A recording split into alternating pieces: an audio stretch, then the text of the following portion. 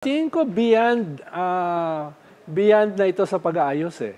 No? Nung nagsimula yung 2 years ago, yung Tambaluslos, nung na-interview ko noon, sabi ko, this will define the next few years, itong Tambaluslos moment na ito. Tapos nag-escalate na doon sa Confidential Intelligence Fund, nag-escalate na doon sa mga prayer rallies na gustong pabagsakin yung gobyerno, nag-escalate na doon sa POGO, drugs, linking the previous government, EJK, International Criminal Court, yung kay Kibuloy, etc.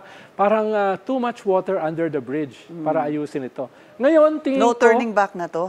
Yes, dahil late last year, open warfare na eh. Ngayon, talagang sunugan na ng tulay.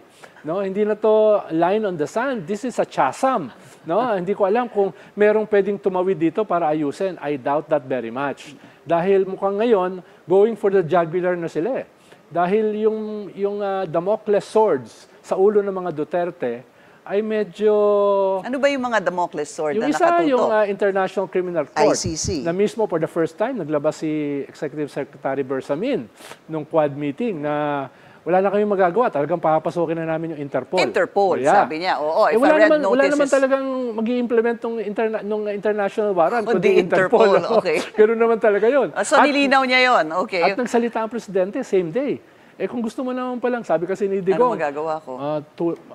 masyado na matagal ito. Kailan nyo ba ako papadala ron? No? Et cetera. Sabi ni Presidente Bongbong, kung gusto mo naman pala pumunta, hindi namin nahadlangan. Correct. Diba? So ICC. ICC.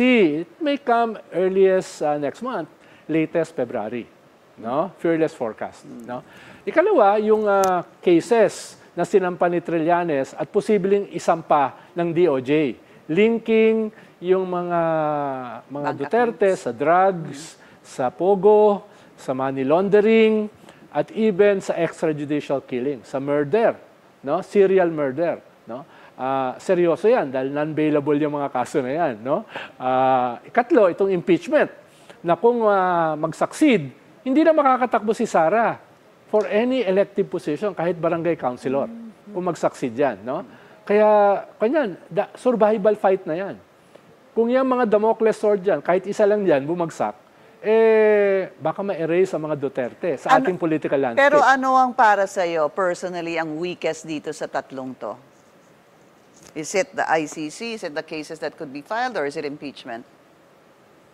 Well, iba-iba sila eh. No? Ang pinakamatindi dyan, yung mga criminal cases. Pero knowing our criminal justice system, it will take time. Baka iba na yung presidente, sa korte pa yan. At marami pa yung appeal dito, motion for reconsideration dito, aakyat pa yun sa Supreme Court. Kaya yung ICC, mas mabilis yun.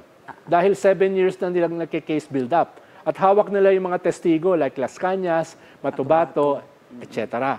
At nakatulong yung testimony ni Digong sa Senate at saka sa Quadcom na maging isang extrajudicial admission. Confession. Testimony. No? So, tingin ko yung pinakamabilis at hindi magkakaroon ng problema masyado katulad ng ating justice system ay yung ICC. No?